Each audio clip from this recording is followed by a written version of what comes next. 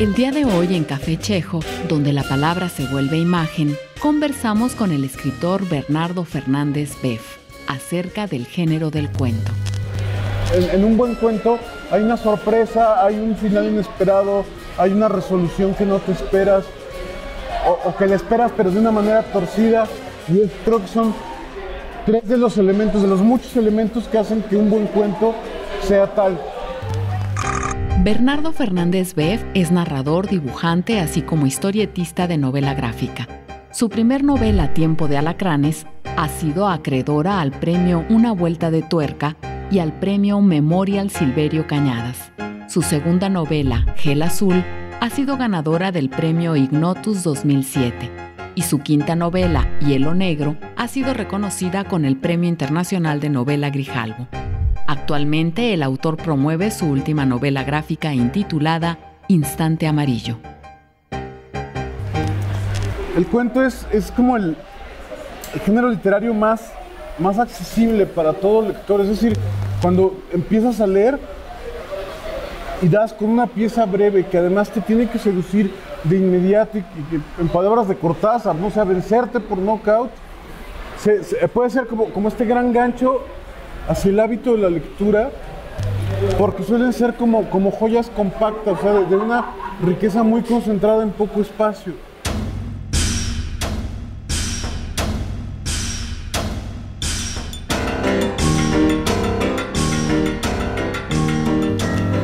¿Cómo fue tu acercamiento a la literatura de la imaginación? Yo llegué a la literatura de la imaginación justo a través, por un lado, de los cómics y por el otro del cine. Es decir, soy de una generación que se deslumbró viendo primero las películas de la Guerra de las Galaxias y después Blade Runner y Brasil, siendo muy jovencitos. Y eso me animó a explorar como el mundo.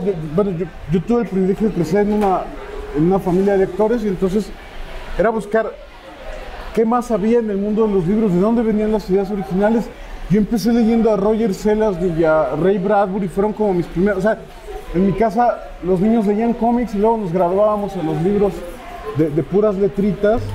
Y cuando me toca hacer eso, yo escojo leer a Bradbury y a Zelazny. Y a partir de ahí ha sido una relación de toda mi vida con lo que también se llama géneros especulativos. Específicamente, tengo un gran amor por la ciencia ficción, pero por extensión con el horror, con el fantasy. Creo que la novela policíaca es de alguna manera género especulativo también. Bueno, pues es como mi primera elección siempre. O sea, al llegar a una librería, lo primero que busco es como estos libros que lidian con los temas de lo fantástico, de lo imaginativo.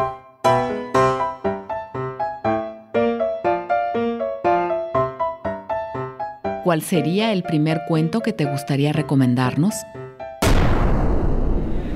Si yo pudiera hablar como de un cuento importante en mi vida, en términos como del adolescente que empezaba a leer, mencionaría obligadamente a Edgar Allan Poe con Los Crímenes de la Calle Morgue. Edgar Allan Poe no solo como que redondea el cuento en inglés moderno, sino que además pone las bases para el género del horror, para la ciencia ficción y para el policíaco o el misterio. Y entonces, por eso lo tengo en un altar como una raíz muy poderosa. Y este cuento además, que es un cuento que quizá tenga un inicio un poco denso, pero en general lo que tienes es el primer cuento de detectives en forma, digamos como con la forma contemporánea. Es un cuento además de una violencia gore, y entonces ese es como o sea, digamos como históricamente a mí de estos primeros cuentos que me volaron la cabeza, todo Edgar Allan Poe en general, este es como de los más conocidos por el que yo podría entrar. Los crímenes de la calle Morgue, el narrador en primera persona cuenta que conoce en París a un bon vivant que es Auguste Dupin, un tipo que tiene una mente totalmente analítica y de una observación muy aguda y muy proclive a la deducción a partir de la observación, es decir, observa elementos aislados y logra como armar el esquema completo más grande. Y se hacen amigos y durante su estancia en París corre la noticia de un asesinato brutal. Una anciana y su hija son despedazadas con gran saña. El cadáver está despedazado, creo que el de la hija está metido en la chimenea, hecho pedazos. La policía no sabe qué es lo que sucedió y Dupin le pide a su amigo que lo acompañe a revisar la escena del crimen y descubre una serie de evidencias que le hacen concluir. Bueno, no quiero echar a perder el cuento, pero en la búsqueda de qué es lo que sucedió ahí descubren la explicación más estrambótica. El asesino es la criatura más inesperada y todo esto además sucede como en un París muy misterioso del siglo XIX, alrededor de los muelles. Me parece fascinante todo lo que sucede. Yo cuando daba clases de ilustración trabajaba este cuento con mis alumnos que no solían leer y normalmente lograban engancharse con esta historia de los crímenes de la calle Morgue. Así como el hombre robusto se complace en su destreza física y se deleita con aquellos ejercicios que reclaman la acción de sus músculos, así el analista halla su placer en esa actividad del espíritu consistente en desenredar. Goza incluso con las ocupaciones más triviales, siempre que pongan en juego su talento. Le encantan los enigmas, los acertijos, los jeroglíficos, y al solucionarlos, muestra un grado de perspicacia que parece sobrenatural. Al regresar, Bev nos hablará de uno de sus cuentistas norteamericanos favoritos y también nos hablará de uno de sus relatos cortos predilectos. Ya volvemos.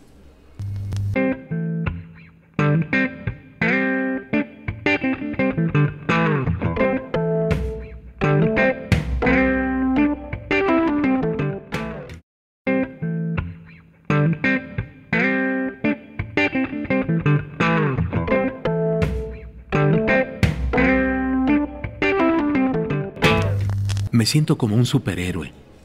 Cuando escribo soy Clark Kent. Cuando dibujo, Superman. Bernardo Fernández Bev. Café Chekhov continúa conversando con el escritor Bernardo Fernández Bev acerca del género del cuento. El cuento es este género, yo pienso que es un género incluso emparentado con lo divino en esos términos de la creación como de universos completos en unas cuantas páginas. Entonces empiezo por lo fantástico y de ahí se vuelve una entrada que después para mí compite mucho en términos de espacio de mi atención con la novela, ¿no? Pero puedo decir, por ejemplo, que mis novelistas favoritos son los que también son buenos cuentistas.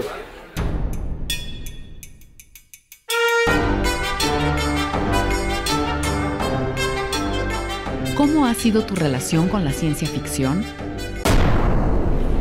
La ciencia ficción ha sido mi gran amor literario, o sea, fue lo primero que leí, creo que es la mayor parte de lo que lo está vinculado, tanto en narrativa como en ensayo, a las estrategias prospectivas y de planteamiento de escenarios que se hacen desde la ciencia ficción, y me parece que esta exploración de cómo nos relacionamos con el mundo a través de la tecnociencia, hoy en día, aunque no tienes que vivir en un país productor de tecnología para padecerla, y entonces es como mi gran interés lector y a través del el interés creador. Entonces es como esto, mi gran amor.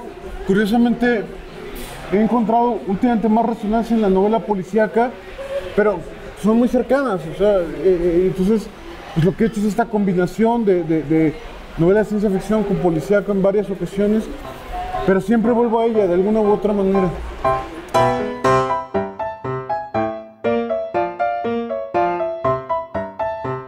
En tu opinión, ¿de qué manera se relacionan la ciencia ficción y la realidad? Pienso en la ciencia ficción como el espejo de la feria, el espejo distorsionado, que vas y te ves enano, te ves así larguirucho, gordo, ¿no? Gigantesco. O sea, la ciencia ficción es escribir sobre la realidad con una aberración óptica que la distorsiona de manera monstruosa, pero sigue siendo la realidad.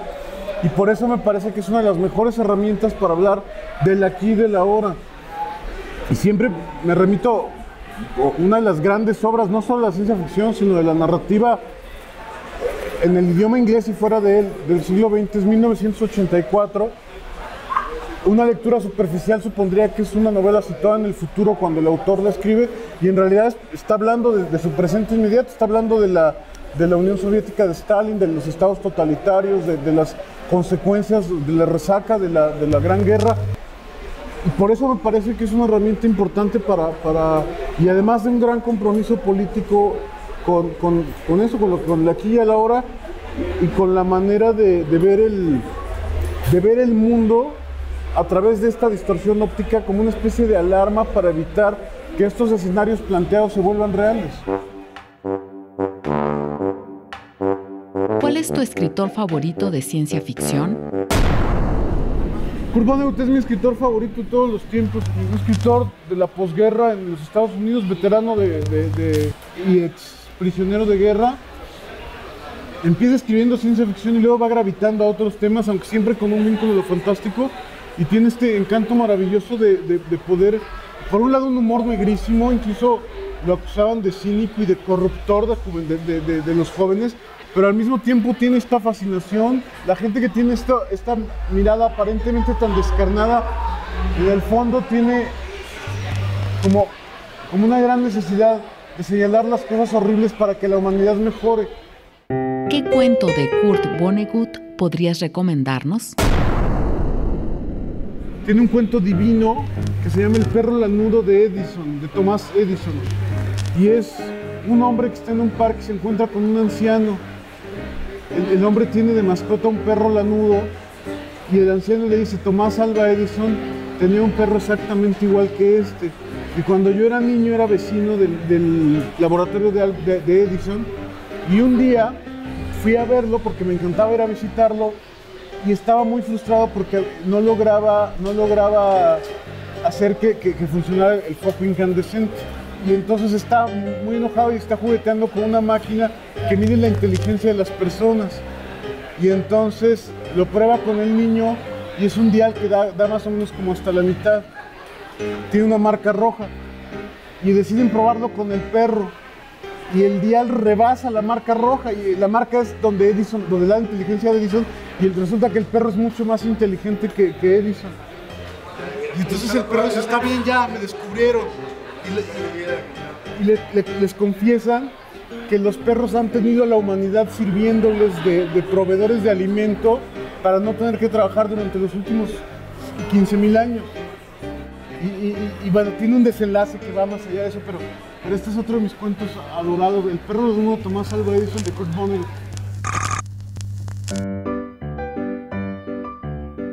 Dos viejos se encontraban sentados una mañana en la banca de un parque, gozando del sol de Tampa, Florida. Uno, tratando tenazmente de leer un libro que era obvio, disfrutaba, mientras que el otro, un tal Harold K. Ballard, le contaba la historia de su vida en el tono redondo y lleno de un orador ante un equipo de sonido. Echado a sus pies se encontraba el perro de Ballard, que atormentaba aún más al oyente, sobándole los tobillos con su gran nariz húmeda. Al volver, nuestro invitado nos hablará de uno de sus cuentistas mexicanos favoritos y también sobre uno de sus relatos cortos predilectos. Ya regresamos.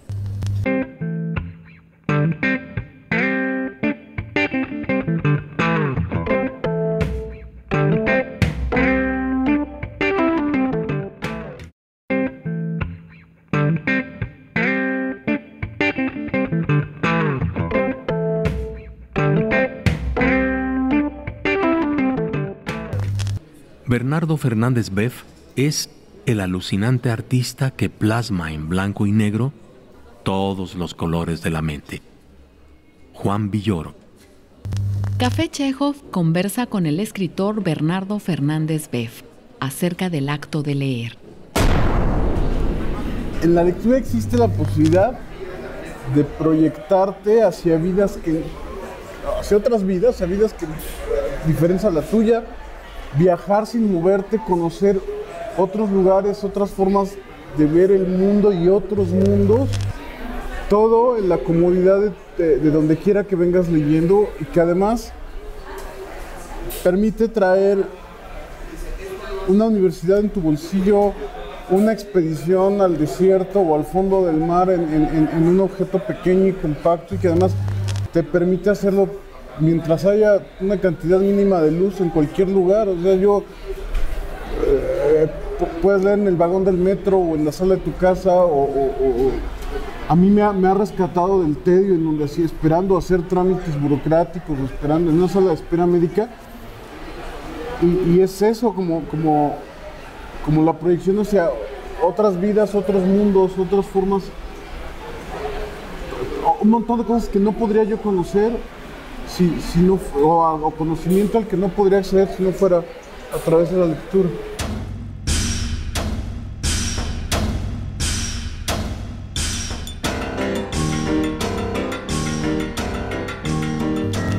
¿Qué lugar ocupa el cómic dentro de tu afición por la lectura? El gran amor de mi vida en términos creativos son los cómics, es la historieta, los monitos. Entonces, yo creo que es la obligación de todo narrador. Soy muy plural en mis lecturas, pero tiene un lugar muy especial la lectura de cómics y de todos sus tipos, o sea, de tira cómica, de humor gráfico, de lo que ahora llamamos novela gráfica o álbumes.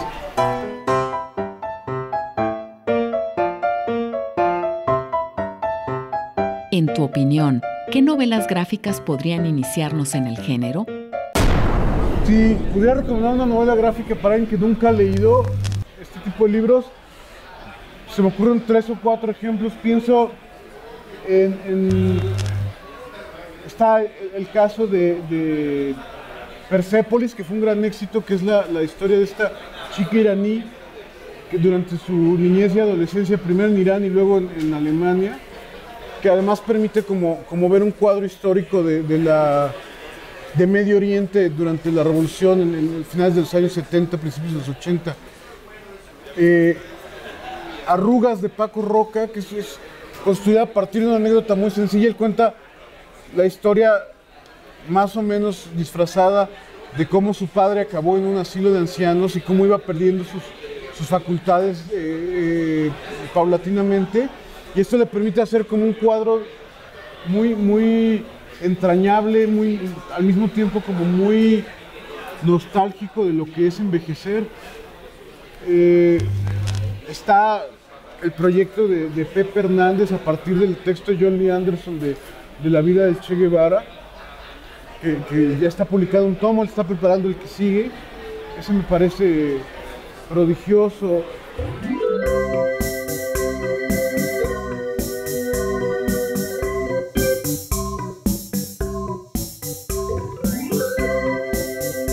¿De quién sería el tercer cuento que te gustaría recomendarnos?